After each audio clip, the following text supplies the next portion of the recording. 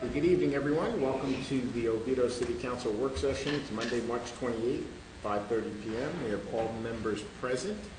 At this time, I will turn it over to Mr. Cobb, and he will run us through everything. And I think I heard he said that this is only going to take 15 minutes tonight. Nice. I'll second that. Presentation will take 15 minutes. You can spend your 15 minutes however you want. Yeah, thank you. This is our kickoff to the preparation for the 2016-17 budget. Didn't we just do this? Seems like, Just about a year ago. seems like it was just yesterday. And as we have done in the past couple of years, we wanted to bring you together to give you an idea of where we are and what we anticipate coming through this, some of the challenges that we're going to have facing our budget. Ms. Hayes is going to walk you through the various exhibits that she's prepared for you. And we have some questions for you tonight that we're going to need your help with. Once she's through, we also have a question regarding an economic development idea that we have that we would like to have you consider as well. So I'll turn it over to Ms. Hayes and let her walk you through where we are with the budget. Well, we're going to kind of start here. We've gone through this the last few years, so I think you are fairly familiar with the process and the forms we've been trying to use. And really all we have this year for you is kind of where we're at today and where we think we may be. If you notice in your packet, I included anticipated attachment 1 from the property appraiser's office. We have not received that yet. As soon as we do, obviously, we'll be copied on it, but you're also sent it to you from property appraiser's office. And that information just kind of helps give us an idea of where we'll be on the total gross taxable value as well as possibly some idea of new.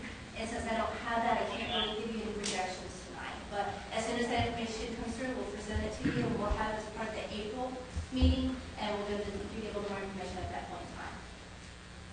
But what we can present to you is attachment 2. There are 4 pages to attachment 2. It is simply the current year budget information as presented as you adopted in September of last year. And then we brought it into the 2016-17 year, and we're taking into account that we have some items that will reduce budget line, like our grant money we received from the state. So there's $400,000 coming off the top of revenues automatically. And then we're also taking into account some officers that we had funded at 3/4 of a year. If you recall, out of impact fee funds that we said we're going to support the OB room park, that now will become in the 16-17 year, they'll become general fund employees in the sense of funded out of general fund. So we're showing that in the information as far as 2 new officers here. Okay, 91 and 121, but we reduce it up here so that you can see that we take out and go back in, okay, because it's funded separately. The schedule pretty much follows that. We also talk about the debt millage rate, the adjustment to the debt millage rate, if we were to consider that. We look at the 2% salary, if that's what is selected or opted out for, as far as city employees, police, fire, and their pension number. We do at this point in time one that attachment 2 and 3 reflects the actuary study from police and fire showing a decrease right now based on last year's study. So if there's been losses in this year, that could change going forward, but right now we show a reduction. And then one of the things that really we kind of wanted to point out, and I'll stick around a little bit on this because I'm going to try to summarize it for you, is the fact that we take into consideration there may be some health increases. And that's based on the actuary page 4, and you have the attachment to page 4, that I would let Mr. Booth explain, because he's in the health division. So we may have a 12% increase in the plan, okay, based on the actuary study.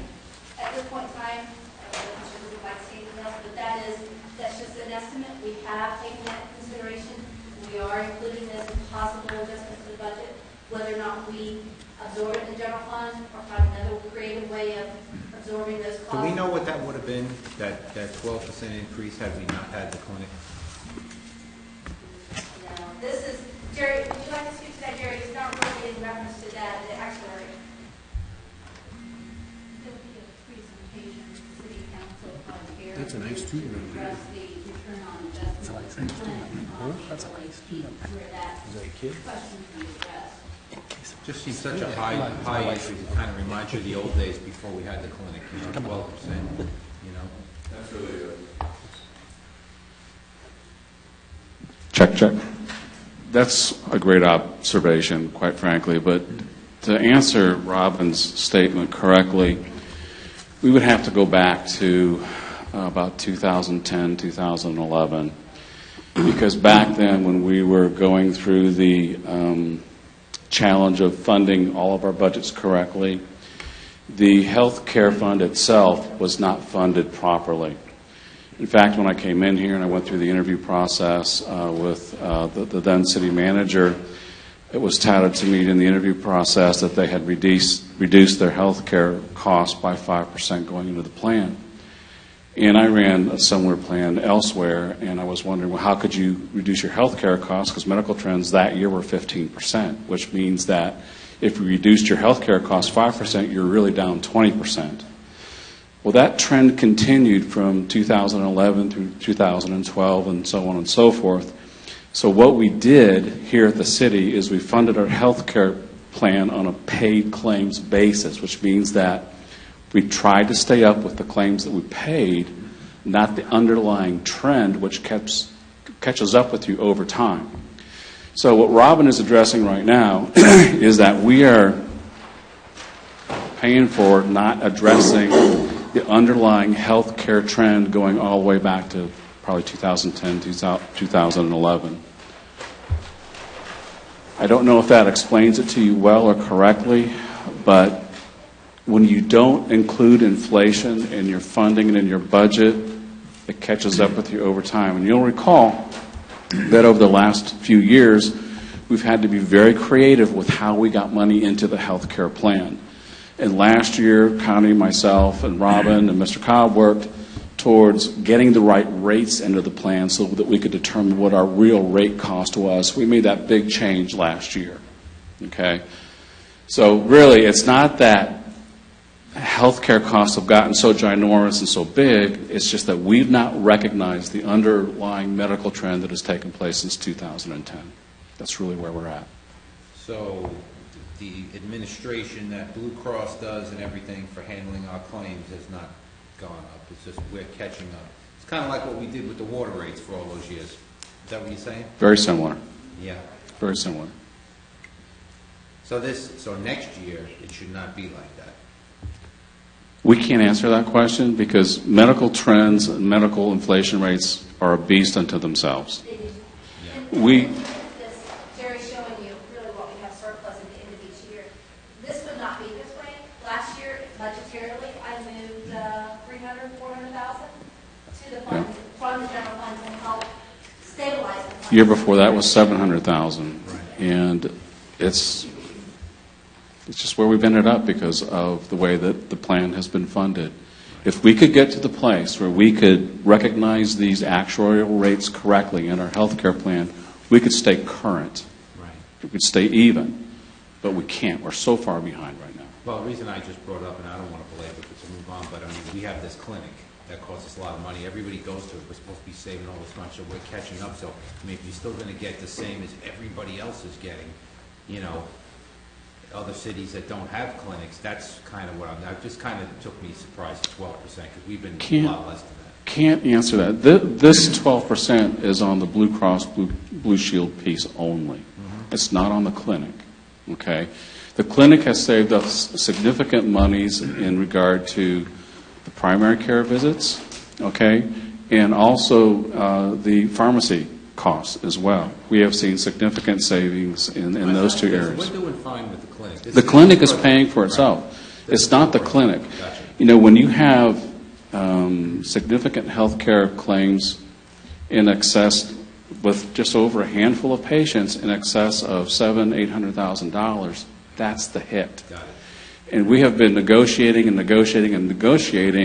those payments to try and drive the cost down as much as we possibly can, but it's just a tough area. I remember seeing a graphic a few years ago that showed the cost of what you're talking about going up without the clinic, and then the cost of it with the clinic, and it was a reduction in the rate of increase, is what I remember. And I think it was probably, for what you said, savings in office visits and prescriptions. There is no doubt that the medical clinic is helping the city. The raw There's no dollars doubt. would be costing us more, the raw dollars. You can probably take the clinic costs and not knowing the pharmacy piece, but you could probably add another 20% on top of that just to cover the Blue Cross Blue Shield administration of those costs. Got it. Thank you.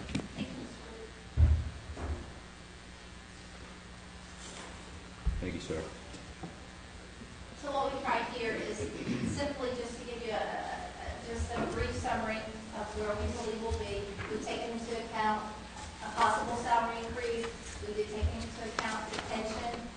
We looked at the fact that we had grant money coming in this year. We're not going to have this next year. We took into account the fact that we have, well, we looked at the fact that we have some debt. We also gave you some Schedule 3, which we'll go over in a few seconds. Attachment 3 talks about debt, but we take into account that we understand the general fund will have to pay for some debt this year because our impact fee funds, the revenue is not coming in. At this point in time, that's not to say that we may not receive a little bit more, but these funds, Fund 102, 101, 102, 107, 108, these funds, 101, 2, and 7 have a little bit of funding in 15, 16. Here's what we have to make up the difference for in 16, 17 to make the debt payments out of general fund. So that's just giving you an idea there. So that includes some debt. We showed you the kind of the fallout of the vehicle. We brought to you last year, the year brought to you in mid-year, and we'll be bringing to you in the near future a debt note for the vehicle replacement plan. We're waiting for the last parties to come in. That really pulls like almost 2.5 years of vehicles into one fund and doing one debt payment. That was just from Mr. Booth's perspective. The cost of funding of debt is very expensive. It's more enormous, so we wanted to do it at one time. So we just kind of bring that to the forefront each time, just to kind of remind you that we know we owe you that.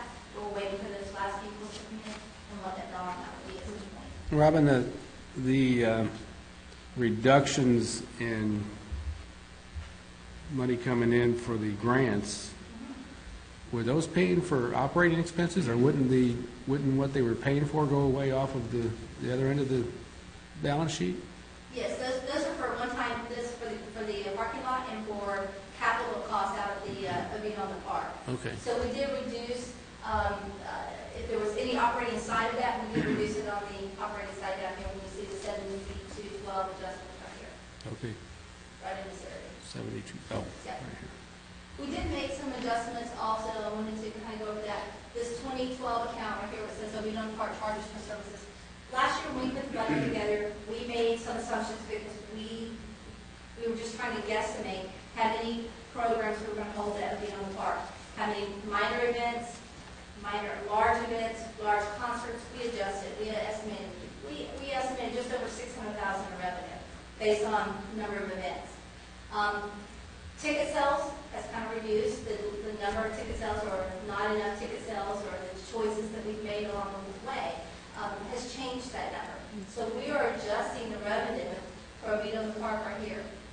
Okay, so this 188 is an adjustment to expenditures equal to the revenue. So we adjusted about, total here says charges for services reduced about $500,000. We reduced that in operating costs to 7212. And you'll see some of that in your mid-year. Okay, so for this year. So we've adjusted some of it for next year already.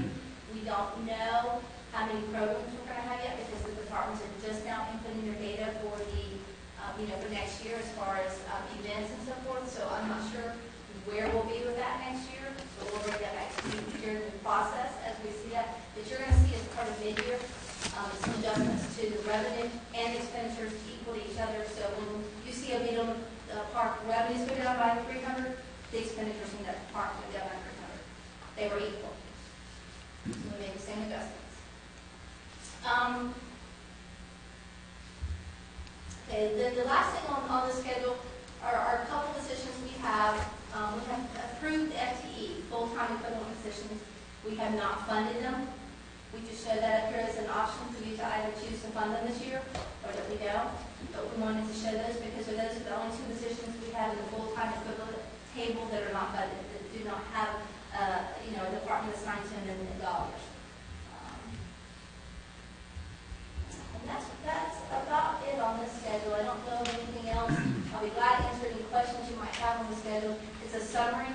It just really, again, it reads you from 15, 16, shows you the adjustments, and then what we believe the impact will be right now today, which could change tomorrow, but the adjustments that we've made so far. Down here you'll see other parties with capital. Again, Mr. Britton, to your point, we brought subtracted the 300. Those go back to the 150 that went down there, the one-time monies, and then 50,000 that we actually had also used for capital costs down there. So we took that out. They don't just get that money every year. And this was for Riverside Pool repairs, so we removed that from the fund. So we removed any one-time costs from next year, bringing back to kind of a norm for the affordable. Right, so you're balanced this year. Yes, so that we can balance, yes. I mean, we're still going to be, we don't know what this number will be eventually, this revenue number, so this is projected to increase the budget by. But again, all these things can still change, but we have, we'll kind of bring them back down to equal revenue and expenditures based on what we know we will not be receiving. And then we'll go back from there based on your direction. So attachment 2, pages 2, 3, or 4 for detention, okay, and then help for attachment 3 is the revenue forecast.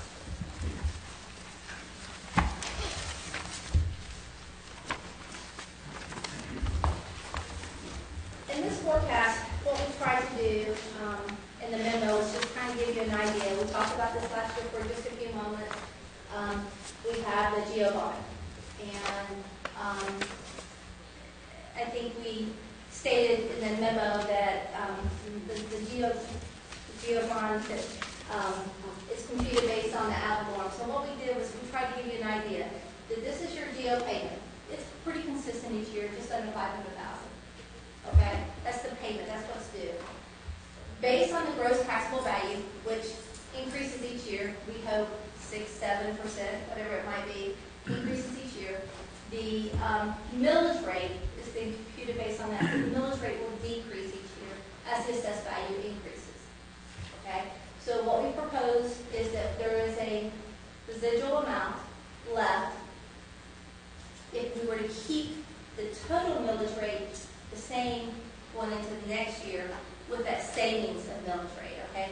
Otherwise, if this GO here for 15, 16 was 2386, next year 2.2 or 0.2227. So we have a difference there. If we just maintain the same millage rate of 5.280, use that $47,000 or 36,000, excuse me, 714, and allow it to continue to be a savings at the end of 2034, 35, we would be putting $755,000 back into the general fund to pay for debt or projects or whatever. Each year, it will roll and compute and compound to some degree. So you go from 35 to 45 to 57. As you can see, in 7 years, we're already at 100,000 more that we're adding back to the coffers to allow us to either use for debt or to allow us to use for other projects. So that's the savings that we as the city pick up from keeping the same millage rate, 5.2820, not changing the total millage rate. But all we're proposing is to consider if you use the difference in the GO from year to year, put it to the bank, and use that millage rate, the savings. This is what this information is. So we just put that on schedule so that you can see that. You'll notice here it's at 96%. This is at 100%. We provided you the schedule to show you the 100% here. So we assumed that from going from 15, 16 to 16, 17, a 6% increase. I'm not sure that that's what we'll see, but that's what we assume. And then a 2% from there. So very, very conservative. Assuming we're going to have some losses at some point in time, and maybe some increases that are not as substantial. And then assuming the same 5.280 millage rate, this is what we can put into the account. And of course, 3034 we're paid for. So you're putting $755 back into the city at that You know, it's point pretty in time. interesting that we finally see in writing now, which is good for everybody to know. So if you include these fire fees and everybody, other than Lake Mary, Oviedo has the lowest millage For the rate. millage rate. That's Yeah. pretty good. Last year, it ended up that we were, I think we presented to you, we were fourth most of the year going into the year. And then when we noticed this year, we were actually third. So Altamont Springs had an increase in their millage rate. And I think it's Castleberry, I think they added the fire district last year, so that changed. Oh, well, that third, is that 17? Okay, so Winter Springs, that's including their fire fee, so we are really third. Okay, I was adding the two, so we're still pretty good We're though. still pretty low. Yep, that's good. So even with these adjustments of the millage rate, I don't see us changing position too much in the total millage rate. Right. Because if you look at Altamont's .15, none of these are .15. Right. You know, as far as the millage rate, so. So that's a visual so that you can see the effect if we were to use that. The other schedule that's part of the same is right here, is the general government debt. What we're trying to give you an idea, total special revenue debt, okay, and then the debt funded by the general fund, and then total general fund obligation. This is our obligation right here. Total general fund debt obligation. Giving you an idea, obviously, we're paid out around 27, 28, and that, around that period of time, $2 million coming into the general fund. So, just giving you just a quick glimpse of where we are, where we stand debt-wise, and then the millage rate, where we stand here. Now, Council, that was one of the things that Stacy and I were talking about today, is that if you look out on the horizon, when you look at 2022, 2023, 2024, that's when some of these debt that we incurred back in the 90s are going to start to fall off. And we're going to start to see a shifting of those monies that were going to debt will be able to shift back into our general fund to pay for operations, pay for capital, pay for various things. And so one of the big things that we were talking about today was, okay, it's 2016. What do we do between now and then to keep ourselves on track, you know, so that we're ready when we have this influx of monies coming in, that we don't set ourselves in a position that when we get there that we still have an outstanding amount of debt that we're not helping ourselves. And so that's one of our challenges over the next 7 to 8 years, is being able to manage our debt or manage ourselves appropriately so that we are positioned that when this cash starts to come back into us, that we'll be ready to make good use of that, and that we'll start to really do some really good things. Right, because if you look at 21-ish, 22, you're all of a sudden you're at 1.5 million that's coming back in. I mean, up to that point, it's pretty small. You get in 4 years, 5 years, we're going to hit 600,000, which is nice. And we say that for 2 years, and then we have 1.5 million, and then it just escalates. Consider it escalates at that point in time. That's good.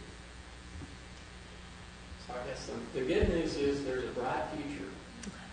But the not so good news is that we're going to have a little struggle for some time until we get to that bright future.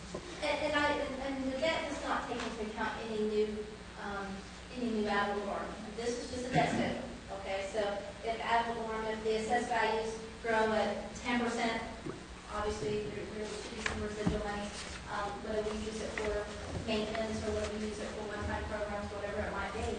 But also if it drops to 1% or 2% growth, again, this does not take into account any of the. Yeah, but that's not such a bad thing. I mean, because all the debt we have is for very important things that we need. So, I mean, nobody likes debt. We all want to cut it, but, when you're funding, sewer plants and firehouses and new infrastructure that citizens need, I mean, as long as you can document that you didn't waste it, that's always good. I don't think a sewer This plant. is general, yeah. this No, is I'm just general, talking yes. about debt in general. Okay. Not That's that. Parks and Rec. Yeah, but even then, just debt in general, as long as you're getting good things, then you don't worry about it, This, Yes. right, this building, that building, Parks and Rec. Right. Well, it wouldn't be the idea. Again, this is all, Yeah, leads to the next page, attachment 4, which is all capital, $22 million in capital. Rolling out another bond, replace that bond with a different bond. I mean, that's the reality. Looking at, great for the next 7 years, we're going to build up, and that's fine, but that gets us X to 1.5 million a year that we're going to be bringing in. Our costs are obviously going to go up as we see in everything else, so we're going to be eating up that money in other things, let's say, anyway, and operating costs most likely, but wouldn't be better or wouldn't really be than replacing that and saying, yeah, out of 1.5 million, we're going to take, 250, whatever number, 200,000 a year goes towards paying down the $22 million in debt that pays for everything on attachment 4. At whether it's phased in at X or whatever, but that's, I think it's about 22 million in there. There has to be a commitment to that. Where, to get to that, this doesn't do, that's great, but that really doesn't lead you to this unless we're doing the bond somewhere That's correct. that This uses is parts of that. And nothing else, it's Right. just what we are today. Mhm. That's fair. So then we'll kind of lead into to this schedule here, schedule 4. And this is really where I need some direction from you, not just on the CIP projects, but also on the daily projects, the capital purchases, and in the sense of one-time costs, or some of the carryover projects we've talked about in the last 2 or 3 years. Do I need to include in the general fund budget things like, we've talked about visioning, we've talked about branding, we've talked about national citizen survey, we've talked about charging stations, we've talked about a lot of projects that we've had out. I've talked about charging But I've stations. had citizens also ask. We've had them on Facebook. A couple citizens asked us about something. But we just got. That's right, we're growing in our numbers. There's 3 of you out there. Hey. Maybe. Gas is There'll above be 98. There'll be 6 of us next year. But those are some of the things that I do need some direction from you tonight. I need to know what I need to include in the budget, and what am I trying to balance as part of the departmental budget, as part of the capital. Obviously, the other work is looking at CIP. These are just a few of the projects. We're going to bring to you at the April meeting the CIP projects in total. So that's going to be utilities and general fund. But these are some of the ones we've talked about a lot this past 2 to 3 years. We'll discuss them, and these are only estimates. I don't have any real engineering estimates for them. I do the water tanks. Mr. Gasakis has gone out and actually has that estimate for me, but I don't have a lot of estimates for some of the others. So we're still waiting on that. But what's the focus, or where do I need to go in reference to these? Well, there's so many things. You talk about all that, but for me, we really got to figure out a new police station. We have these beautiful fire stations, and to be fair, they need it too, but, how are we going to do it? Are we going to maybe renovate over here? Are we going to get them a new building? For me, that's got to be the first one, Well, I'm going to take it a different tack. Of course you are. I know, that's why I said it. Well, before we can answer any of these questions, if we don't sit down and create a vision where the next phase of the city's going to go, then all we're doing is throwing darts at the wall. Well, that's fine. So, we've got to sit down and put this down on paper like we did years and years and years ago to get us where we are now, while we have to take this breather for a few years and catch up, and then plan what we're going to do next. That would be, the list is great.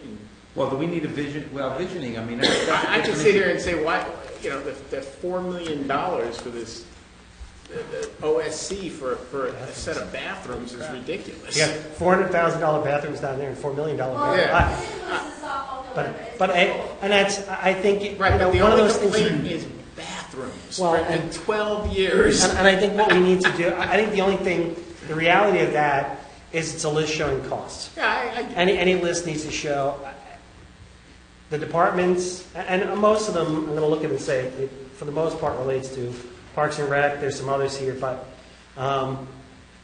sitting around and ranking how important those are to staff in terms of real needs. Not, it takes us out of it for a minute. And that's, whether visioning's going to do that first, the first thing they're going to do with visioning is talk to staff anyway, and go, listen, what's the problems, lay them out, show the things, well, there's a list of, we've talked about needing these and other things. Well, that list needs to have more on it than just price, because we all might have, like I said, I look at it and you go, well, there's $4 million bathrooms down there and $400,000 bathroom down there. I know it's other stuff, but you're looking at it just going, how can that be? What's the necessity of either one of them? Actually, there's $275,000. And $275, and there's cheaper bathrooms down below. I just got one thing on and you're right, we get all over the place, but I'm just saying, we have this beautiful water plant that we got. This is, the major thing. Mayor always talks about pick up the garbage, do all that, give you water, but you know what? The police need a new place to be. So this could be part of a visioning, it could be part of anything, but it could be part of anything, but we've had that vision for 3 years, and now that we got some space, we need to figure that one out first. And that's what I need from you. Yeah. Do I need to include visioning? Do I need to include branding? What do I need to include in the budget as far as one? I don't care how we get there, but that needs to be done, because this place is an 8-track player, and they need something more advanced. You can't put, these brand new cars and these shiny new Glocks and all this equipment they got in this old building. It doesn't work anymore. So to me, that doesn't even need to be part of vision. We've been talking about that for 3 years. How you pay for it? Yes. I'm not sure. Well, then... I'm not sure. We can do what you want to do. You can put that out for another vote, like we did with the fire station the first time out on 419. The voters are not I going to brought say that no up to in that. March and got excoriated. But you wanted it for something else. You were bundling. I was doing it for everything. You were I was bundling. fixing I'd all do it these in a minute problems. for that. But Well, Robin, does attachment 1 or attachment 2, is that showing a $1,097,000 delta that we have to make up? Yes, sir. So I would think before we could even talk about this list, we figure out how to balance that sheet, and then see if there's anything left over. Right. I just, the one-time cost for, we don't know what the number from the county will be yet, so that's where I'm just trying to get an idea of what I need to prepare and Okay. bring to you in the meetings, along with those numbers. When that number goes to 0 and it starts going the other direction, then we'll have some wiggle room to prioritize. Okay. Well, but I still think, like I said, the beginning of any of this discussion is, and I really say it's the necessity of staff versus we'll bring some politics in it, but, because we'll hear it from here or there. But staff's looking at this and having staff's portion of what they really feel the need is for all of these things, and they need to sit together. I mean, you need to have, Chief, we have property for the police that we bought years ago sitting out on Lockwood. Don't we have property that we own out there that was originally the police station? No, actually, that property was originally purchased to be a sewer. Well, a sewer plant, and then we've talked about police station, and It was discussed at one time about a police. but I'm saying, we've been through this a bunch of times too, and then the police going over there, then the clinic going over there, then the police. They have a perfectly good building over there. And I'm not denying Two that. big new garages. And I'm just saying that, but we have to, and that's one of the things they have to really discuss, is saying, what will it take and what will the pluses and minuses be about being in there? Versus, well, then, you and Jerry will look at, well, we've got the clinic and what are the pluses and minuses about putting that in that space and utilizing it. And we can kind of joke about it, but we have to really know what the pluses and minuses are to even get to that list on all of those things and how they rank against each other, saying, well, dog park storage bathrooms versus relocating IT to a secure building. My first is going to say, well, relocating IT and this, then we talk about the water tanks and getting the renovation to this, and, where we have to know what the rankings are and the importance and the priorities and time. I mean, that's the other side is, well, how important is it versus time? Some of these are going to be, there's a time dependency on these. That becomes, maybe IT has to, in order to maintain their whatever, get to a more secure area or the records or whatever. We have to do this within X years, so that pumps it up too. Hey, So that's is something I that think we need Oviedo to- Boulevard extension? Is that talking about coming south To here. down to Alexandria? Yeah. Yes. Yes. Okay, so just on the goodie list, I like that. So- Well, so it sounds like that you're. But we gotta take care of the police station first. Proposing that we kind of go through what we did this past year. We had a staff with all directors sit down around the table, and we prioritized That's what positions, you we need. prioritized. Yep. And you got, I know you're gonna do that anyway. Yes, we do. And it's getting those ones that, like you said, they've been floating and talked about, and I think we need to understand staff's position, and again, I'll say unbiased, but they're biased, of course, but the unbiased, hey, this is what you and Jerry are really putting forth as, this is the importance and the level we feel. These two are the same, these three are the same, these four are the same, the rest of them are kind of, yeah, their wishes, we'd like to have the extension, they're nice things, but the importance level is way lower than these others, and group them together. That way, Well, but we'll understand the relationship.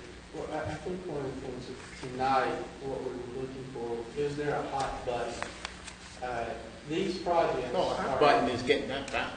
That's, Yeah. yes, that is. But We can't these afford any of projects them. have been unfunded for quite some time, and we just want to make sure, we want to go down the right road, obviously. But let's get back to the question. I mean, and I know I sound like a broken record, but if we don't sit down, put this on paper, set a path, set a vision, get buy-in from the citizens, none of that's going to ever happen, because they're the ones who have to pay for it.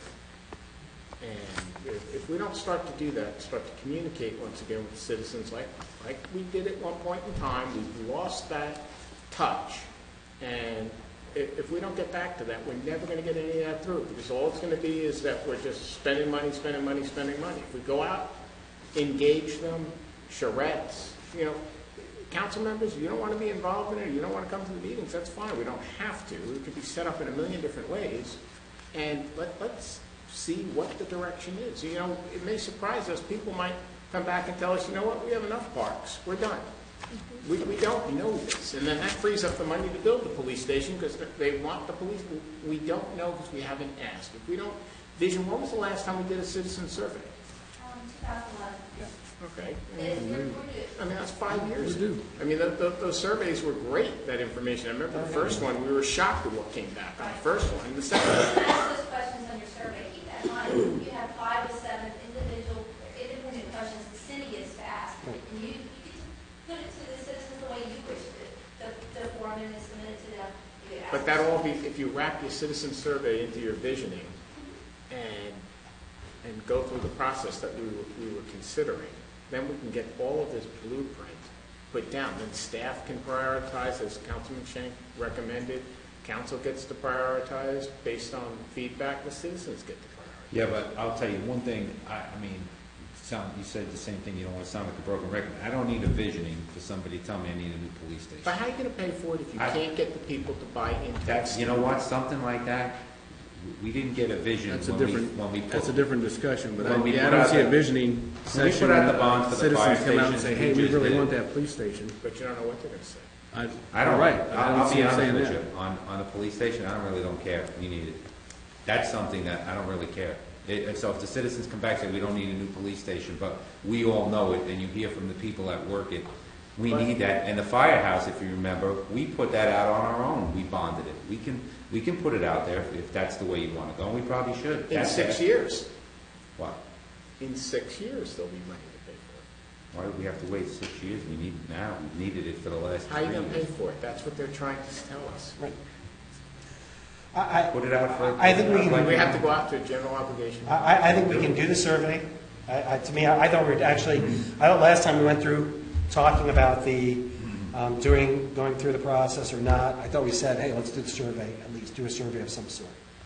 To me, let's do a survey.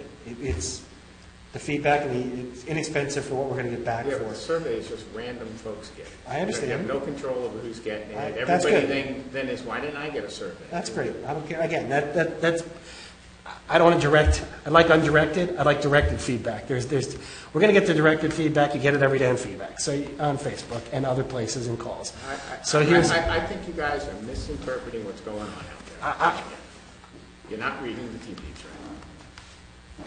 But that's just my opinion. I also think that you're not listening that we didn't like the proposals that came back, I think, and that the last set of visioning proposals didn't meet the criteria and didn't make us Well, that's do fine. anything. But all So, I'd like to do then is, let's spend some time and find out what that criteria is. and I have no problem saying, let's start the process by, we've all been through it 3 times? 4? We've never Possibly. done visioning.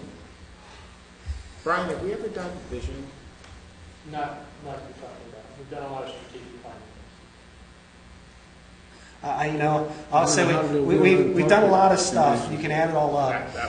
And I see a new motto on the mall that I say we've done a lot of stuff. So you can call it what you like. We've all been through different phases of it at different parts of our outside lives here and internally. We know the processes. One of them is you have to start somewhere. So to me, it's have staff start. We have to invest time. Again, you're willing to invest time in those proposals that were put. I don't see any of us saying, well, we're not willing to invest the time and see the worthwhile aspects of what was proposed to us. There are many different ways of doing it. Start doing that, and again, I'm for doing the visioning. I've been from the beginning. I didn't see a lot of time investment from any of us in any of those proposals. I did. Where? I read them all. What Oh, kind you mean as far No, as putting it- participating? yes. Right. Well, I think the question was... Because everybody kept saying, "Oh, we're going to be going to all these meetings." Now, one of those, No, I wouldn't- now one of those things had us going. That wasn't a concern. The concern was that none of the proposers even knew what our master plans looked like, and we didn't provide them to them. And how would they know where to start if they don't have that Well, information? that's good. Let's have that conversation. Well, I thought we had that. Did. And I said, to me, it's, again, we're getting kind of off That's to come okay. back. Right. But all I'm looking at Let's is, get back to where we can start here by putting together, it starts the process that we're talking about anyway. By doing that, it's part of the process. It gets us moving along. If you can bring back to us, in my opinion, what it would cost to do the survey. I really thought, as of that last conversation, we were going to do a survey. At the very least, that was one of the things we came out with is, hey, we haven't done a Is survey. this in that 6 city years. manager, that ICMA one that we've done? This is Yeah. the National Citizens, okay. yeah. The So same, the same The one. one we had, we hadn't done it, so why don't we do it? I thought we were going to, but, so to me, it's, hey, bring that back. If everybody agrees, to me, it's bring it back. Let's look at what it is, bring it and do it again, to That's me. about 14,000. Yeah, it's not, it's a low fee for a We got to response. start something. Yeah, and it starts giving us some information, and maybe we're all wrong, maybe we're all right, maybe, here we find out, like you said, what part of it is right, and we start there, it gets us moving along. Again, we don't have money to do any of it, so That's true. this gets us moving along in the direction, at least towards it. And again, I agree with you. I think we need a visioning. We need to look at the whole big. But I also look at when the communications people involved that are in here, because I don't want to walk in, do this, and then have nobody to fully do it. How are we going to implement it from that point forward? We have to look at the backside too. It's great to go through this, and then have these great manuals showing us what we can do and how we can do it, and we don't have the money, time, people, or ability to do it. Except we did a great process of finding out what we could do. I want to know at full bore that we're going to be able to do this. We have that. It's called any one of the master plans we have. We spent a lot of time and effort, Exactly. not knowing how we'd ever afford them, but at least we have a goal. But one thing you got to remember, visioning is like a big picture. Like this 50 or 100, whatever it was, it's like a big picture. But there are certain things that are required now, like let's get off the police station for a minute, like water tanks refurbishing. I don't need a vision to tell me I have to do that. So that may be like low on the list there, Isn't but that that's... Isn't that the one turning them into? Those are the ones across the street. Yes, possibly At Boston better Hill. storage and. Yeah, that's just turning them into Right. sheds. Well, I'm just saying, but infrastructure stuff that it's like water and sewer and police and fire, those are things that we have to take care of. I don't really care what the visioning says about them. I know they need to be done. We know we have this growing city that needs a better place. I mean, I read these police reports we get every day, the briefings, and I see somebody came into the lobby. We could do better than that. We don't really have anybody in there. I mean, so officer meets them. We need to do a little bit better than that. I mean, I'm harping on that, but I hear where you all go, and you want to look at the big picture, but certain things, we got to just say, look, we're going to do it, how are we going to pay for it? The same way we did the fire department, put it out for the bond. You like the bonds, Dominic, put them out there. Let the voters vote on that if you really want to do it, but they need... We didn't put the last one out to bond, out to the The first voters. one. The first one, out on... We wrapped that one in with Parks and Rec. Right, but it was still... Exactly what we were talking about doing months ago. And Yes, but, yeah, very but different. we had some controversial Let's not things go there, in but it was very different. I don't think that was... That was a little controversial. Let's do this tomorrow. That was a little controversial. Yeah, we need that in 2 weeks, and there's some things on there that we'll go into. Might have passed. Okay, so in April, so that I make sure, so that I understand, I'm gonna bring you back at the work session. Obviously, this is. I hope you understand, because I just saw us Well, going I'm gonna. 4.5 different directions. And obviously, this number will change. All with the same goal, though. You heard all the same goal. I heard- It's just different paths together. That's right. So I'm gonna bring you the same similar schedule, give you some details. As the numbers updated, yeah. Balance that You're number. going to update the numbers, That's exactly, right. as they come forward. I will include, at this point in time, the National Citizen Survey, which is $14,000. Let's start somewhere. Yes. We will look at putting some money aside for some possible programming of a team. I'm going to label it at that point as a committee. But we will also, from a staff perspective, go through not just the also the city CIP projects and one-time cost projects of capital and programs that may need to be introduced to you. And we'll prioritize those and try to bring all of those to you as part of the April and maybe mainly in April, maybe mainly the CIP, and then bring the remainder of June, just timing. Because But when you do that, how can I word this without sounding terrible? What I would like to see, and this is just me, and if they all agree, that's fine. When you prioritize that list, don't get each department to prioritize their list, because then their items go to the top. We go, What? there's a Yeah, whole- but I wouldn't even prioritize Yeah. it, because you know, we have to know Yeah. what the. But you have to know that how need important it is. is. What is the most important thing? And, you know, I'm gonna put that on Brian's. It's Brian, and that's what I was saying, Brian's- it's Brian. That's Brian's job to say, guys, this is number one, whether it's the police station or the bathrooms at Stubbs Park, I don't know. You know, Well, but, Would it be possible to just have a tiny little description of what Sure. and why? Like when you say you have to renovate bathrooms, I'm using this as a simple example, renovate bathrooms, why? What's wrong with these bathrooms? What do we have to do to them? We have that on the CIP, so what we'll do is we'll take the forms, we'll massage them, go through them, look at the numbers and so forth. And could you also, I mean, that $6.5 million and the $4 million, we looked at those same numbers for, are those really the real numbers? Can you try to get them as close as you can? Because maybe if we renovate next door for the police, or if that's what they want, or Evans Street, or whatever the case may be, does it really cost that much? I don't think so. I think it's less. That was based on the per square foot cost. Yeah, But using the fire station Yeah. as the example, it's a little over $200 yeah, per square foot right, is what that was. So that's how we came about. We utilized a right, prior study that said we need X amount of square feet right. times Well, that if cost. that's what it is, that's what it is. Okay, that's good. So I will bring you back, this data back, updated with CIP, capital, prioritize, and kind of just go from there again. Nice. I'm going to just, if you don't mind, finish fee schedule, and that way I can turn it over to Brian and to Mr. Petro in a second. I mentioned in the memo that we talked about the fee schedule. We have a copy of the fee schedule attached. Each year we bring you the fee schedule. We have cleaned it up each year, provided it in a little better format, I believe. And we'll go over it at the June meeting, and then again in the August meeting. this is just for information. Just information, sir. And those fees that we talked about, like a half-day event, that would be the part, we're going to implement that somehow. Hopefully, in time, we'll have that thing good. Just making sure. Yeah, anything that you wish for us to consider, if we don't Yeah, know about it, then yes. No, I figured it was going to be in there. You guys are working on it, but I was making sure that we had the big talk about a run or whatever, half-day Saturday. Yes. That'll be in there at that, or at least looked at so we can see it at that point. Right, First American, they really have a lot of updates each year. Right, So yeah, First exactly. American, we'll have those. The other thing we'll bring to you in the June timeframe, policies, some that we'll look at, some new ones possibly, but definitely updating the current ones. And then finally, I just kind of want to mention the mid-year.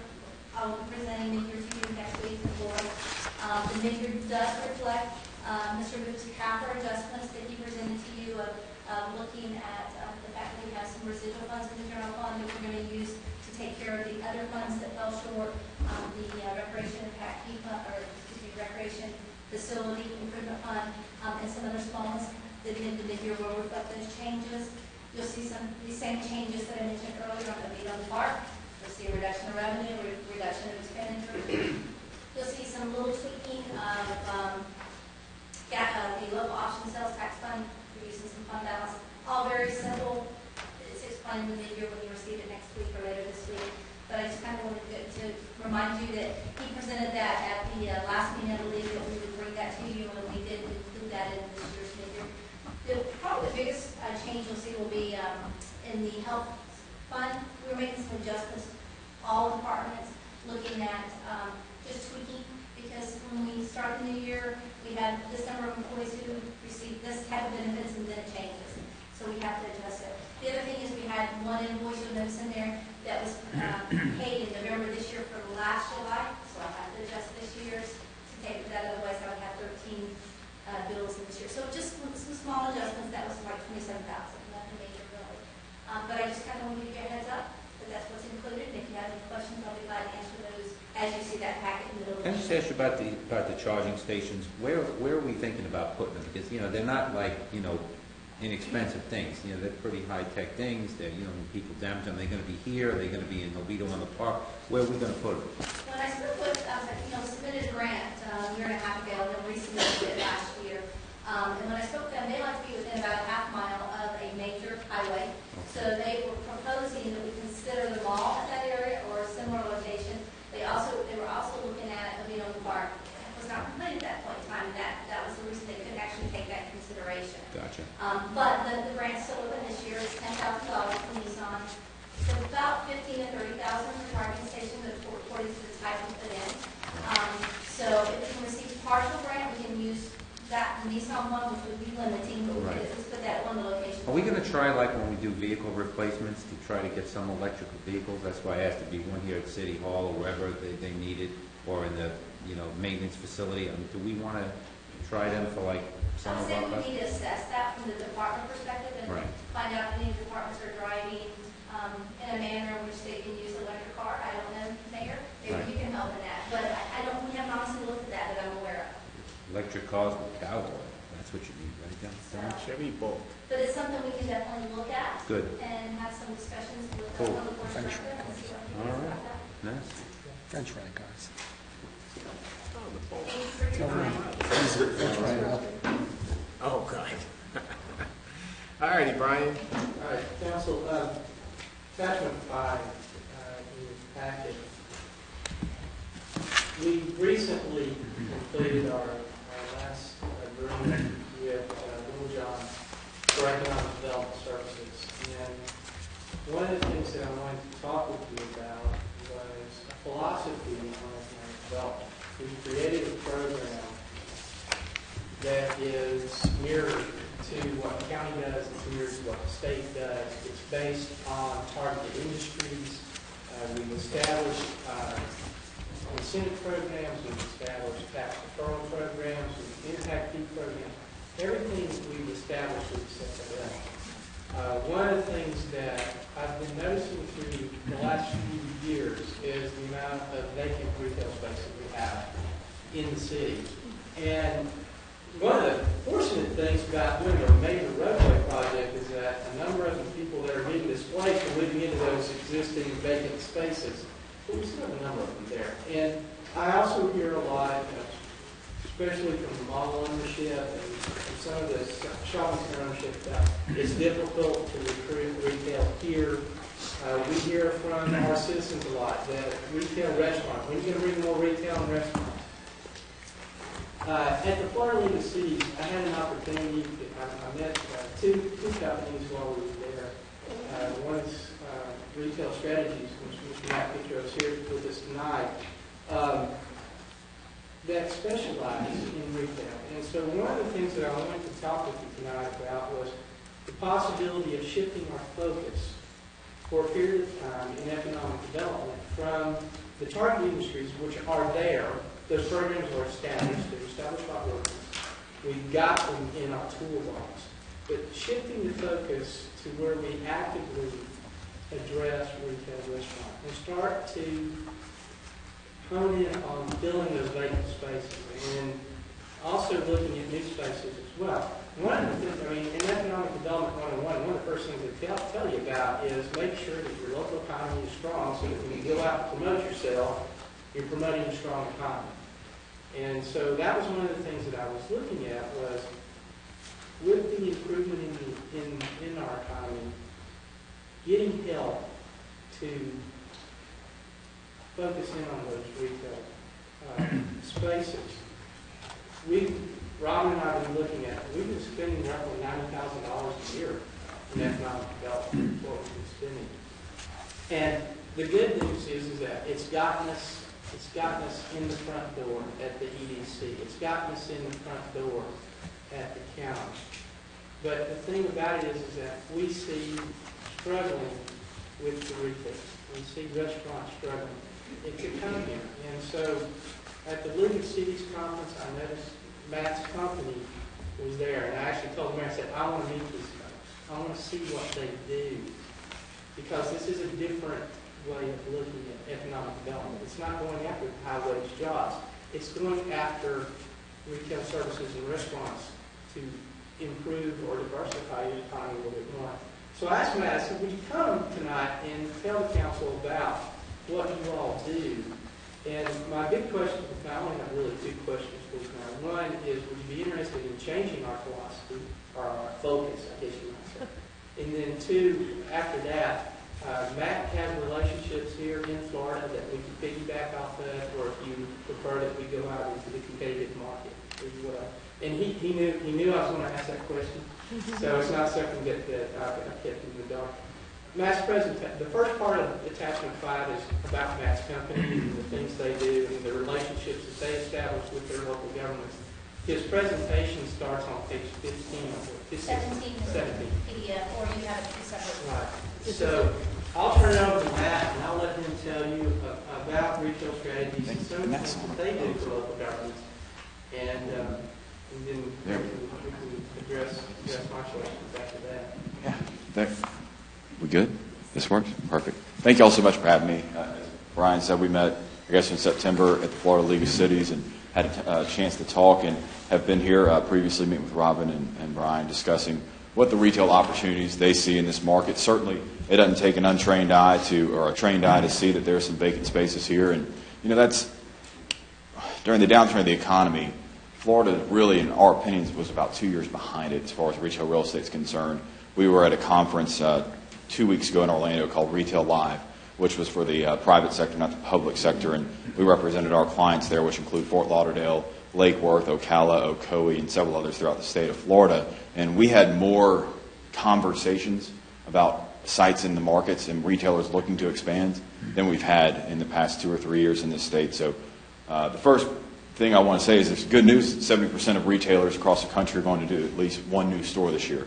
Brixmor, which is a national retail real estate brokerage firm, put out a tweet 2 weeks ago saying that 75% of national and regional retailers are going to do 20 new stores in the next 2 years, which means, hey, time to put your best dress on and show retailers why they should be in this community.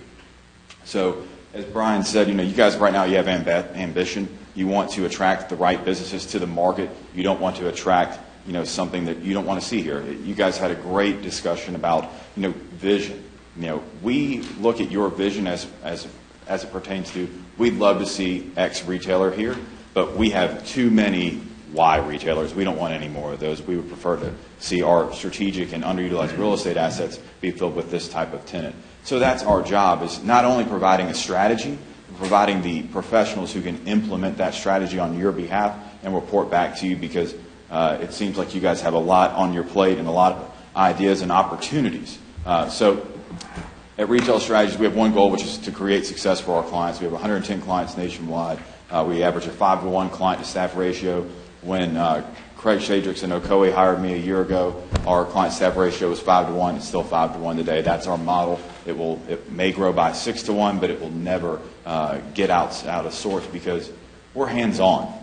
We hire professionals to come in and identify the opportunities in your community. We've located retailers in 44 U.S. states collectively, and currently we have 26 team members. So the goals of each partnership are to increase the sales tax revenue, or the tax revenue, I apologize, attract the desired businesses, create jobs, and obviously improve the overall quality of life within the community through retail real estate. It doesn't take, I did a Google, Oviedo, Florida. What comes up? First thing that comes up, 2000 census, 26,000, 2010 census, 33,000. You guys are growing your population at a very rapid rate, and that's something that would get a retailer's eye.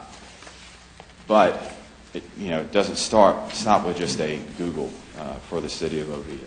So what we do is our process is really taking a funnel, taking market analysis, so that's your data, that's your real estate, that's your community input, your community vision, creating a strategy around that, and then taking that strategy and explaining it in a way that's meaningful to retailers, to the market, to create success. And then obviously the most important thing is to grow, because this process never stops. We can't come in here tomorrow, do a strategy for you, and then that strategy is good for 5 years. It is simply not possible.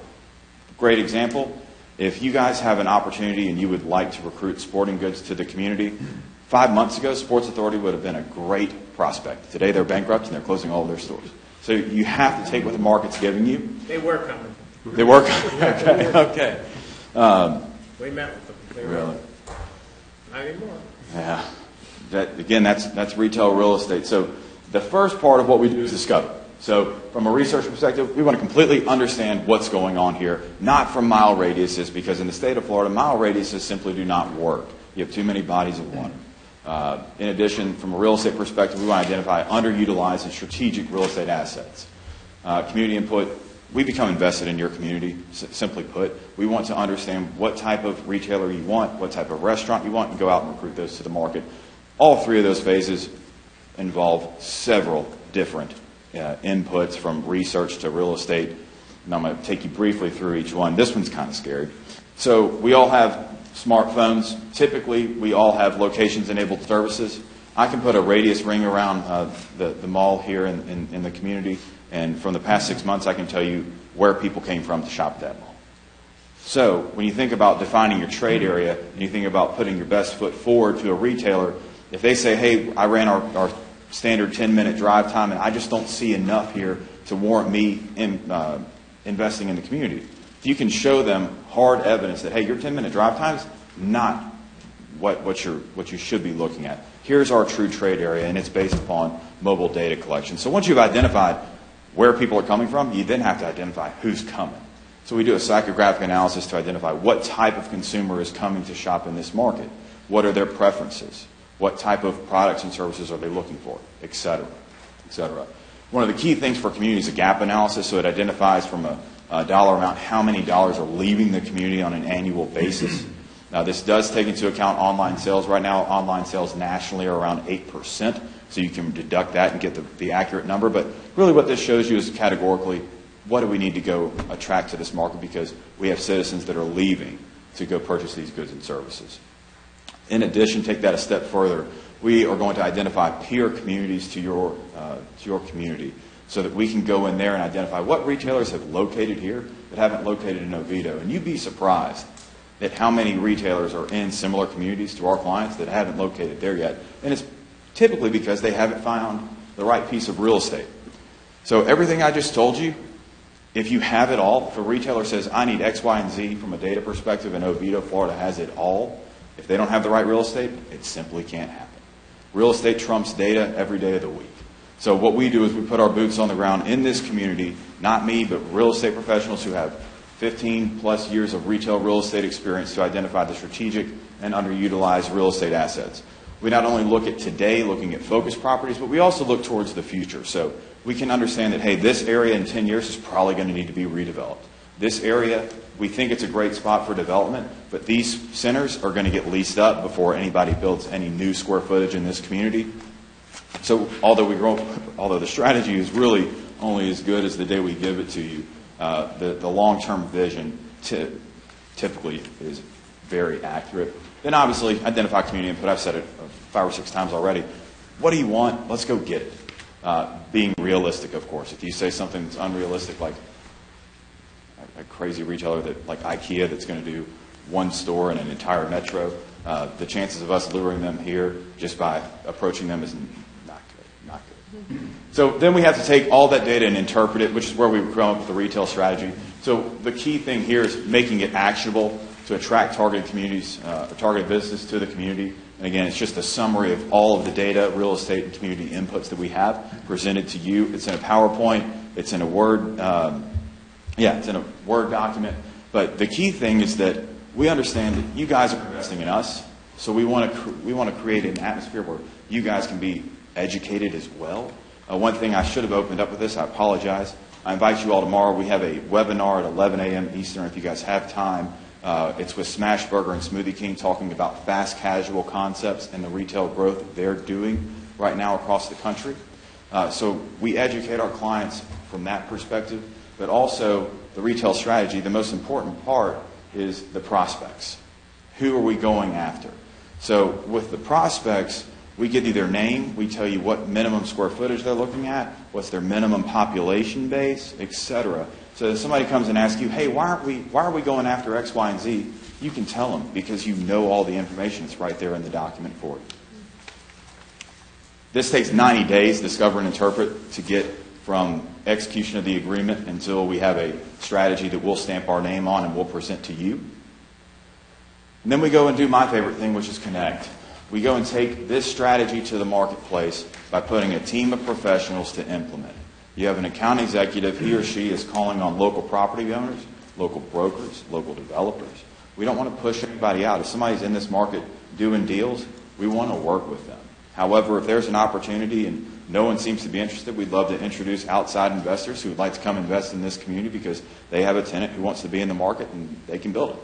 Outside of he or she, the account executive, you have a recruitment team behind that person. You have one person who's very targeted, focused on the 5 to 10 retailers that are interested in the market, helping them find the right sites, getting them through real estate committees, etc.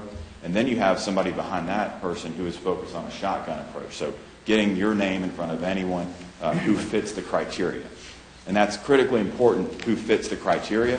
We're not in the business of taking your market and putting it in front of people that simply wouldn't want to be here, or it's not their type of market. For instance, if I was a car dealer and you guys said, hey, I need a convertible, and I kept showing you SUVs, I wouldn't be your car dealer for long. Same thing with retailers. You can't show them a site that doesn't make sense, because then they're going to get a bad taste in their mouth about you, and when we have your name across our chest, you ought to believe that we're approaching them with things that make sense. So this is really difficult to see, but you guys have it printed out. The middle circle is the research and the strategy and the team. Then the exterior right here is the brokers, property owners, etc. that we're going to be connecting with. So it's taking that strategy and then getting in front of the right people at the right time. It's taking our efforts national. We go to conferences nationwide. I mentioned Retail Live last week. One of the biggest retail real estate conferences is Recon. It's in Las Vegas in May of each year. There's 40,000 attendees. That number has steadily grown since the recession, and this is, I believe, their largest year since, I believe, 2005, 2006. So that's very good. It's a very active market right now. But we go to these conferences and set meetings with specific retailers or developers on behalf of your community to tell them about why they need to be here.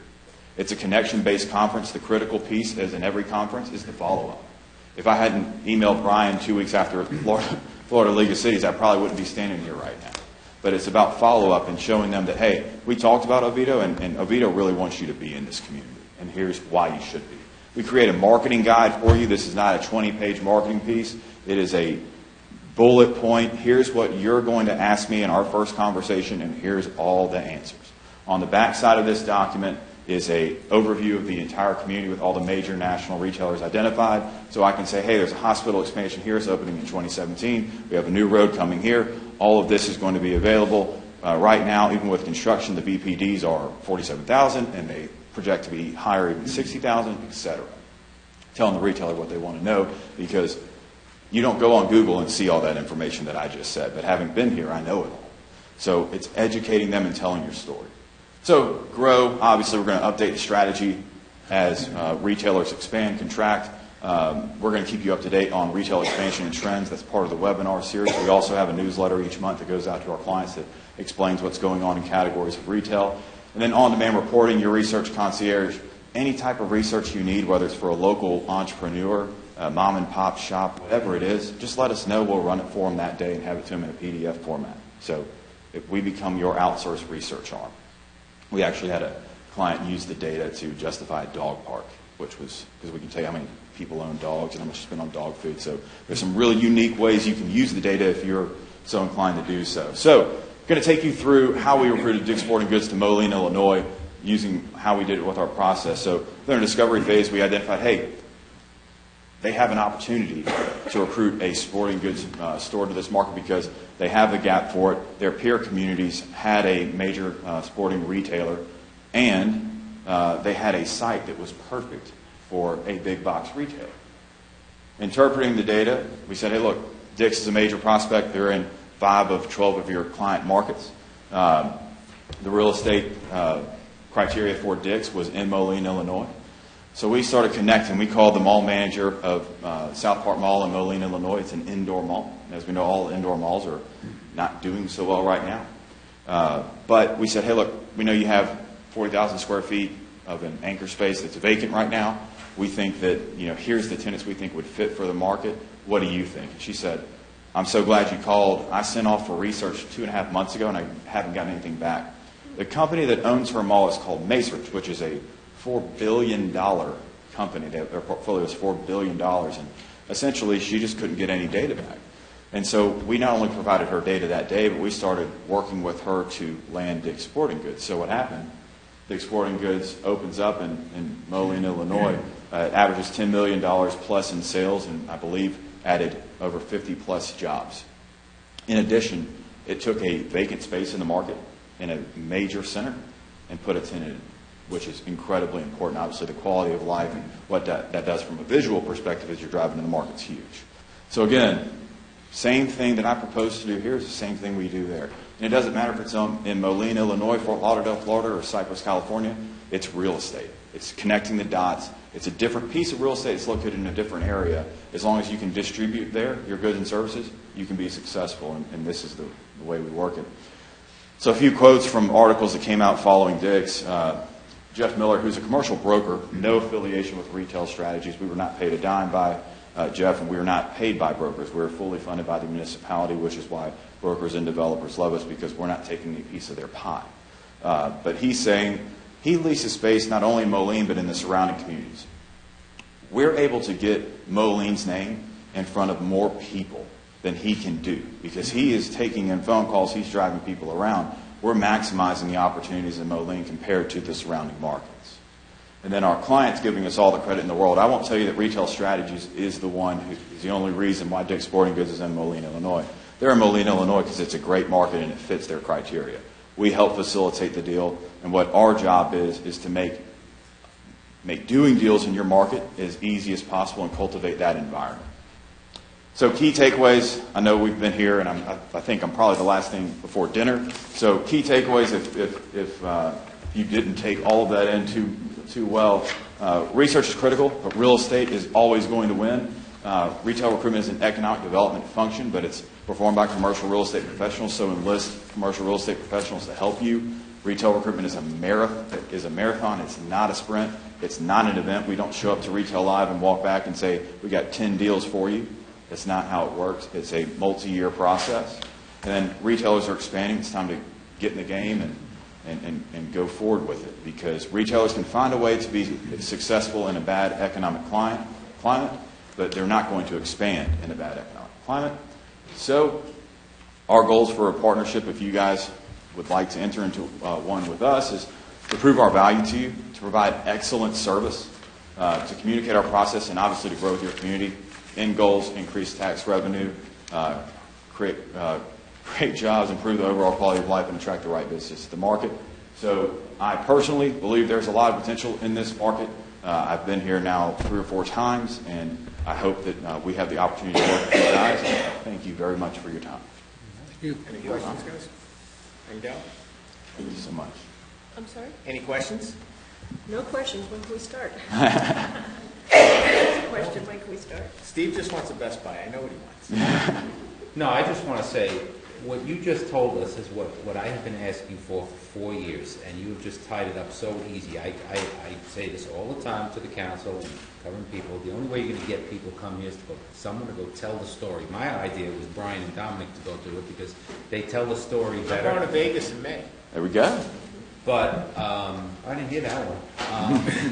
But going out, what I like what you guys just said is that you actually go out and you talk and you tell the story of these communities, and you, hey, they want you there, and that's the way you do it. You have to go. They're not just going to come by a Google search. You're right. No, they're so for me, without heaping more praise and sending you out here with your head in the clouds, this is exactly what I have been looking for a long time. Now, retail is one thing. We still want these companies to bring their corporate offices here, Sure. but that is exactly what that's a real estate thing. But we have a lot of retail stuff that we'd like to fill. There's things we need. So, for me, it's perfect. Yeah, and thank you very much. One of the things you guys were discussing earlier was it pertaining to where do certain things go. Part of our real estate analysis and part of being your partner is if you want to put something on a corner, we can't tell you how many clients we have that have something on a corner that has no means being there because it's a prime real estate site. Retail real estate site, so that is something that we can help you with. As you guys Hey, you'll be much more effective if you're telling a city story. Vito is a very compelling place to be. There's so many good things. Now, you've come 3 or 4 times, and you really sit down with people and find out really what's going on here. It's a special place, and there are people that would come here. You brought up something very important.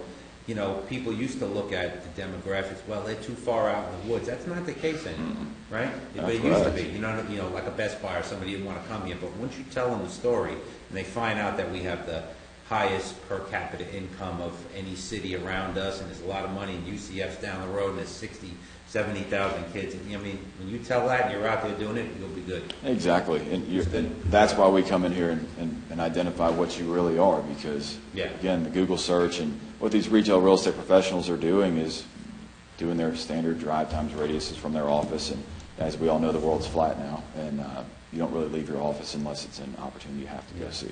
Good job. Thank you. What would be your process for going forward?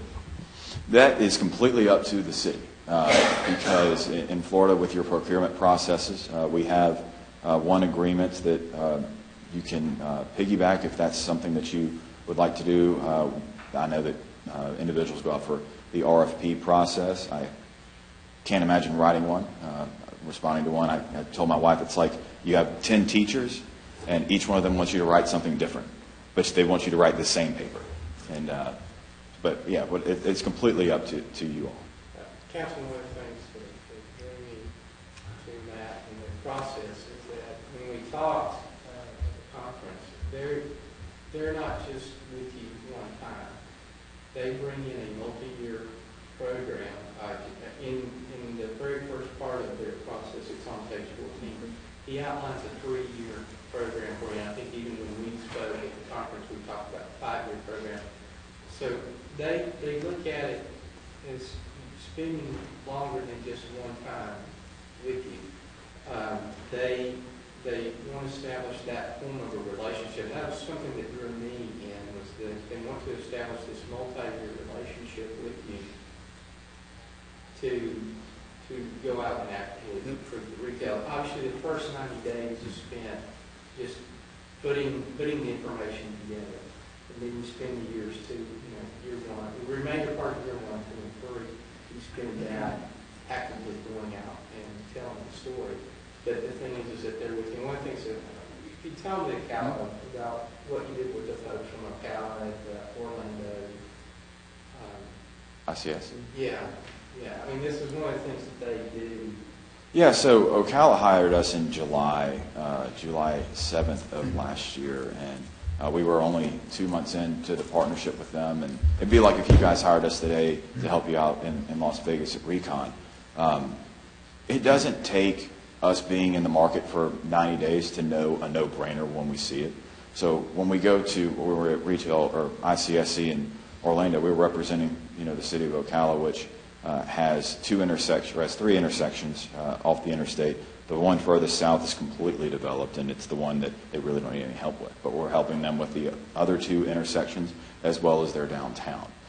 So what we do when we go to ICSCs, we set meetings with specific retailers that are targeted by the city. They didn't want certain retailers. They wanted to go after these types. So we set meetings on their behalf and have had a lot of really good traction.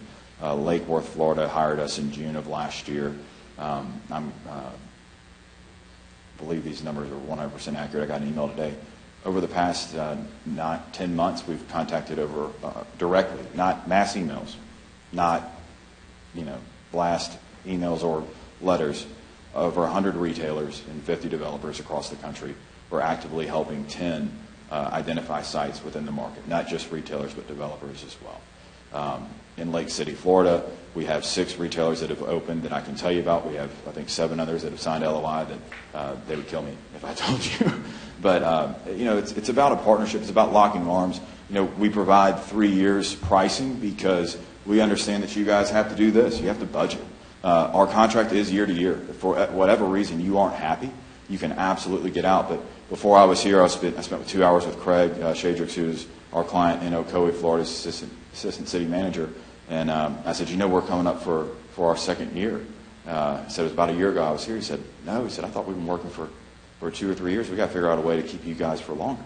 And that's what we want. We don't want to be here 3 years. We want to lock arms with you long term because your real estate's going to change. Obviously, retail is going to change. And we hope that, our goal is to prove our value so that this is the easiest check you write every year. That's our goal.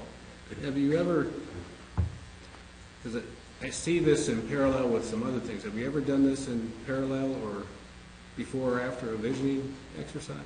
Both, at the same time, before or after. At the end of the day, your vision and where you want the community to be is critically important. As it pertains to retail, it doesn't really change who we're targeting. For instance, I'm sure you guys hear all the time, I would like more than likely Chick-fil-A. That's the one I hear nationally. Is why don't we have a Chick-fil-A? Why don't we have a Whole Foods? You almost did. Yeah. So for us, it's about, from a visioning perspective, that's not going to change it. From your data, the stuff that we're doing from data and real estate, your visioning is not going to change it. Now, if you had a new brand or color scheme, all that you'd like for us to move forward with, then that's something. But I would tell you that right now, retail is expanding.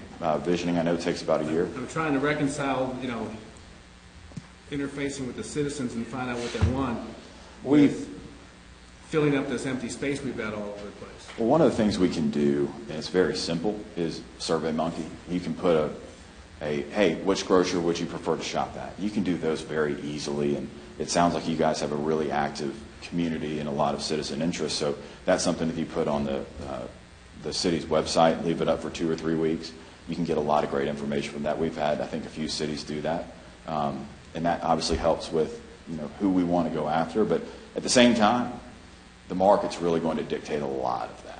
Essentially, what we want to know is, do you want more auto stores or do you want more restaurants? Do you want more growth? And I know that's kind of a rhetorical question, but you get what I'm saying. As far as the visioning's perspective is, where do you want to grow? Do we want to grow where the new hospital is being built, or do we want to grow at another place? And obviously, if we have a vacant mall or vacant storefronts, then it doesn't matter where we want to grow. That's something we got to take care of first, because if I'm a retailer and I drive into a market and see a bunch of vacancy, that's going to scare me. And right now, retailers and brokers, they're paid by the deals that they do. So they are not, if they don't feel good about a market, they're not going to spend a whole lot of time trying to figure out, how do I dig in and figure out how to make this market work? They're going to go find the market that works for them, that's the easiest to enter. So our job is to do the homework for the retailer to make this market an easy green light to take to their real estate committee. Now, if we can control the outcome of every real estate committee, if we can control the outcome of all that, I wouldn't be standing here. I'd be a billionaire, right? But what we can do is make it the deal easiest as it possibly can be to do in this community, and obviously position the market. And the other thing too is, today when I was meeting with Craig, we didn't talk about every retailer who was interested. We also talked about the retailers who weren't and why. We're going to tell you, hey, this retailer, they're not interested because your household income levels at this site, they're too low. And so that prompted him to tell me, well, we have XYZ coming online in this area that I think is going to change that over the next 3 years. So again, going back to the story, that gives me something to go follow up with. And they have press releases, and I know you guys too. You do as well, so I can send those out to those people who said, hey, this was the issue. And I can say, well, this is how they've just changed it or they're proposing to change it. So there's a lot of ways around it. Do you have a list of your successes? We do. We're actually, great segue. Thank you. We're doing, it says great segue. We are launching our new website tomorrow. I'm not sure if the success stories are rolling over tomorrow or when they're rolling over, but we do have a list, and we obviously would have zero issue, and I may have already given Brian references. We have zero problem giving you any reference that you want. I have a question. Yes. How do you ensure that this development you're going to bring is within Oviedo proper if we're paying the bill? Correct. So we only represent the community. We will not show a piece of property that is outside the community. That is a key portion of our real estate analysis. Is after we get done, we provide you a list of all the properties that we saw, and we identify where those are in the community. The zip code is combined of unincorporated and incorporated. So again, that would be through the discovery process, is making sure that the properties that we are out there presenting are 100% within the incorporated limits of the city. And I guess that, to dovetail, do you work with the representatives of those properties, the brokers? Yes, absolutely. Whoever is representing the property will work hand in hand with that person. So how do you keep them from taking your idea and going down the streets with another property? Well, you can't, to be completely honest. But at the same time, we don't turn a retailer over to a broker unless we know there's interest in the site. So essentially, we're not going to step on the broker's toes. If the broker says, I'm talking to this retailer about the site, we're not going to contact that retailer because we know it's going to confuse. If they already have somebody who's tying up the site, then we're just going to report back to you, hey, good news, there's going to be a retailer here. If the broker tells us who it is, we'll report who it is. If they don't, we'll say, look, we know that it's probably this type of user, etc. What do you see the biggest successes that you've worked with? Blank land, or I'll say underutilized land, or filling in existing shopping centers? It depends on which city you ask, because some cities that we work with, a Dollar General moving out and building a freestanding facility on a piece of property and leaving the end cap open for a mom and pop restaurant is the biggest win in the world, and they want to build a statue of us, at the community. Sometimes if a Jimmy John's goes in line, that's a great job, but where's XYZ retailer that we really want? For us, it depends on what the city's goal is, right? So where does the city receive the most return on investment from us? Is it taking a piece of underutilized real estate and making it, a better piece of property, therefore increasing the property values? Or, and that's, essentially my knowledge how it's working here in Florida. But in the state of Alabama and the state of Tennessee, the cities receive about 3 or 4% of sales tax. So anything that reduces the gap, that increases the general revenue fund, they're very, very happy with us. So I don't have a favorite project, but I really like the Moline story because indoor malls right now are just struggling. So taking a indoor mall and putting a good tenant in there, I think is a huge win, no matter how you slice it. Great. I'd like to figure out a way for you to get those 60,000 UCF students to go to our mall instead of Waterford. Yeah, north. Well, and that's the other thing we do too, and I didn't mention this. Obviously, we look at the surrounding malls. Retailers really don't look at communities. They look at radiuses and drive times. They really don't look at city boundaries. So for us, what we do is we study those other areas. So why is somebody going from UCF to this mall? What do they have? Is the distance tolerance from that store to their nearest location or to a site we have here, is their distance tolerance there or is it not there? If it's not there, then we can approach them about an expansion opportunity here. If it is there, then there's really nothing we can do until they change their site criteria. Good. Anything else? Brian, what else do you need from us? Thank you. No, thank you all very much. I really appreciate your time. Thank you. Well, the first question is, are you interested in shifting the focus to a more retail-oriented focus? Maintaining what we have. I'm not saying that what we've already done is going to go away. It's still there. It's in place. But shifting the focus to a more retail orientation. Are you interested in doing that? How much is this? Over the 3-year period, in the I saw information, 110,000, is that per year or over 3 years? that's over the 3 years, 40,000 in the first year, 35 in the second, 35 in the third. You know, I think we have a lot of empty buildings, and I think that this is the exact thing that we need. And I think we've all felt this way, you know, by filling in those empty spots. Do you need a decision on that or a Obviously. consensus to go on the next step? I just wanted to understand if you were interested in the shift in focus. Right. That really was. I would say you still got John, and he's still doing stuff. You can't give up the focus of, you know, when we have the properties, bigger properties to bring in jobs and things like that, but there's so much retail, there's so many things. I can't tell you how many people ask me, oh, we need a 2J's, we need a Chick-fil-A, we need this. Okay, so now we have somebody who has just, in my view, has just breathed me the magic words I've been saying for 4 years, because I was going to go do it myself if you did not introduce me. You got to knock on the door, this is what we have, and this is why you need to be here. He's perfect. So for me, yes, it's definitely worth it, because what's going to come back to us is good, and that's one of the best presentations I've seen since I've been here for 11 years. That wants to be invested in the city, and I think we need a new.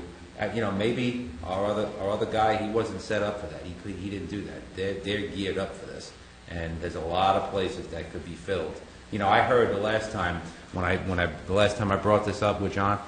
Well, you guys don't have a lot of property. Okay, well, as Cindy just mentioned, there's lots of open stores that could put little things that we want. So I'm That's because John's focus was corporate headquarters. Right. Corporate focus.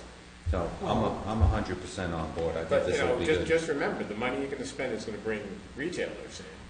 But, you know, we're just swishing the dollars around the pot now. We're not bringing more dollars into the pot.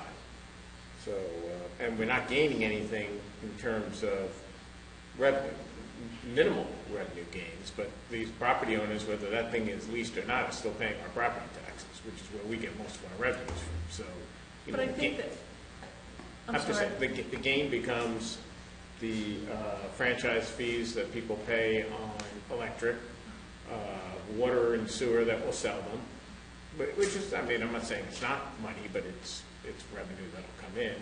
The sales tax that we'll get from them will be minimal over time, but it'll grow. But, you know, in our instance, you know, if that building's empty or not, I mean, it's ugly that it's empty, but we're still getting our $50,000 a year worth of. But you know what's going to be good, though? But you know what's going to be good, Don? Because here's the thing. All these little retail places are all going to need jobs. Now our kids, you know, we talk about, you know, you can be born here, you can go to the hospital here, you can go to grad school, you can go to regular school. So now you got all these places open, like the new public. I'm not arguing against this. No, I know. Oh, I know you're not.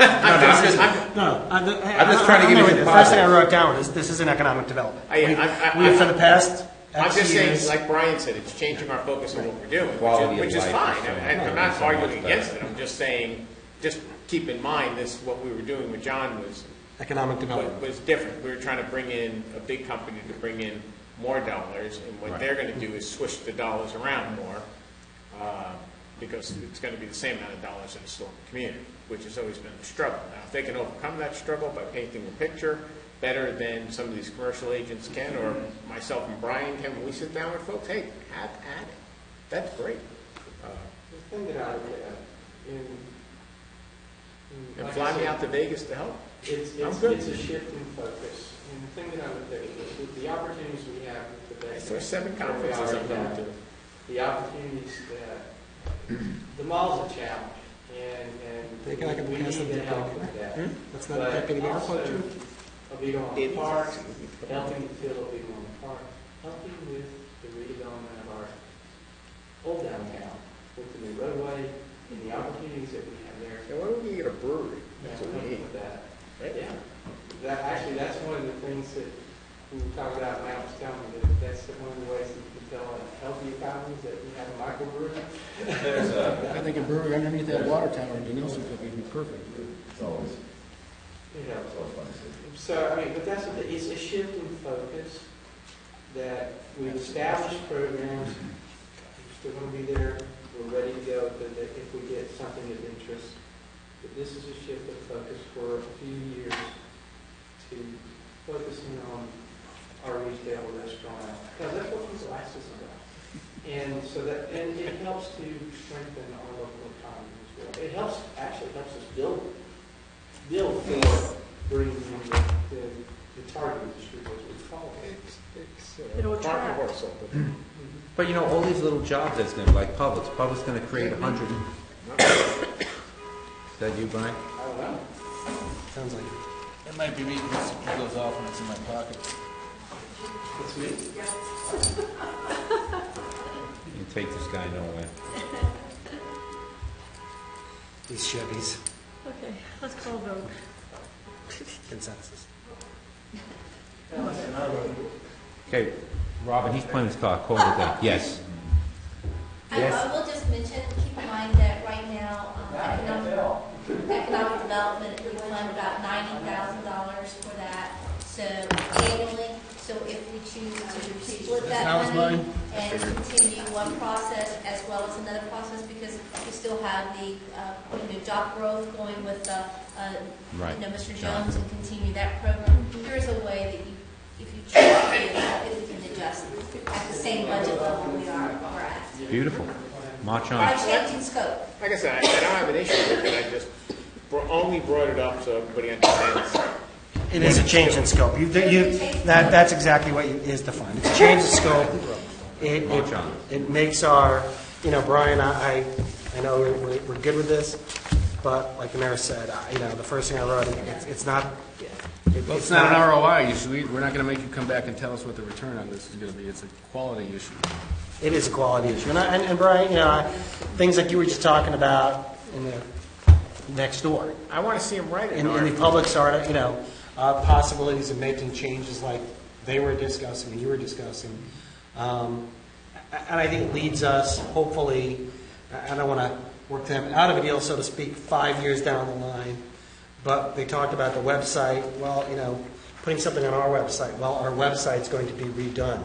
That I hope can give us a lot more use and feedback and abilities to We gain. can put something like this Like on this, our website. that makes sense and people will utilize rather than get frustrated at. So it'll help us. And I think having, whether it's an assistant city manager function, a function that we bring in-house, if we're spending $90,000 a year, and we see this and other stuff, that it's a function that somebody in-house might be, we're going out for some data collection or data at times, but we can have somebody that maybe that leads us, we have more expertise in-house that's doing this with us. And maybe never, at 120 over 3 years, 110, whatever, it's hard to kind of bring that in-house, but it may group together with other things that we may be able to do with communication, with other possibilities. I think we need this, but again, I don't think it's the same as John has been doing. No. And I think it is time to look at, I also think it's, if nothing else, what are other alternatives that we may be able to do or utilize?